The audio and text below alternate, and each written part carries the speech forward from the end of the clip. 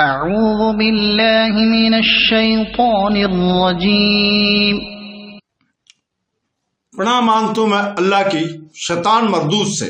بسم اللہ الرحمن الرحیم۔ شروع کرتا ہوں اللہ کے پاک نام سے جو بہت بڑا مہربان نہایت رحم والا ہے۔ قُلْنَا اهْبِطُوا مِنْهَا جَمِيعًا فَإِمَّا يَأْتِيَنَّكُم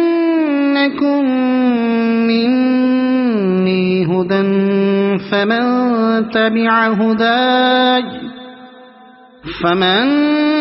تَبِعَ هُدَايَ فَلَا خَوْفٌ عَلَيْهِمْ وَلَا هُمْ يَحْزَنُونَ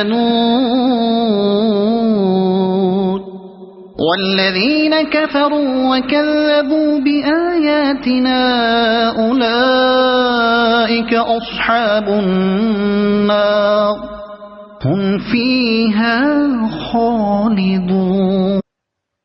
ہم نے کہا تم سب یہاں سے چلے جاؤ، جب کبھی تمہارے پاس میری ہدایت پہنچے اس کے بعد تابعداری کرنے والوں پر کوئی خوف اور غم نہیں، اور جو انکار کر کے ہماری آیت کو جھٹلائیں وہ جہنمی ہیں اور ہمیشہ اسی میں رہیں گے۔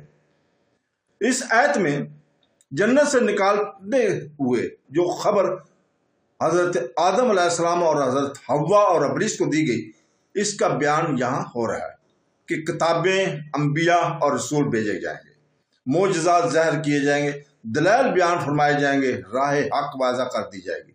حضرت محمد صلی اللہ علیہ وسلم بھی آئیں گے، آپ صلی اللہ علیہ وسلم پر قرآن پاک بھی نازل فرمایا جائے گا، اور جو اپنے زمانے کی کتابوں اور نبی کی تابعداری کرے گا اسے آخرت کے میدان میں کوئی خوف نہ ہوگا اور نہ دنیا کے مال و متاع نہ ہونے پر کوئی غم ہوگا۔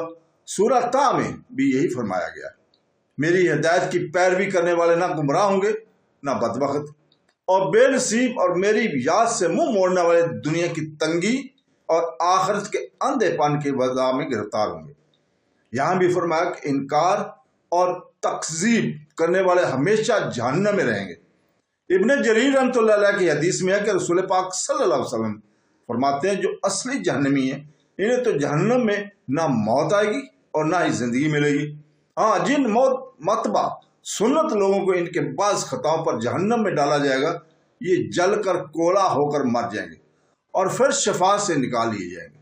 صحیح مسلم میں ہے یہ حدیث ہے کہ دوسری دفعہ جو جنت سے نکل جانے کا حکم کو ذکر کیا گیا تو یہ اس لیے کہ یہاں دوسرے احکام بیان کرنے تھے، اور بعض کہتے ہیں کہ پہلی مرتبہ جنت سے آسمان اول پر اتار دیا گیا، دوبارہ آسمان اول سے زمین کی طرف اتارا گیا، لیکن صحیح قول پہلا ہی ہے۔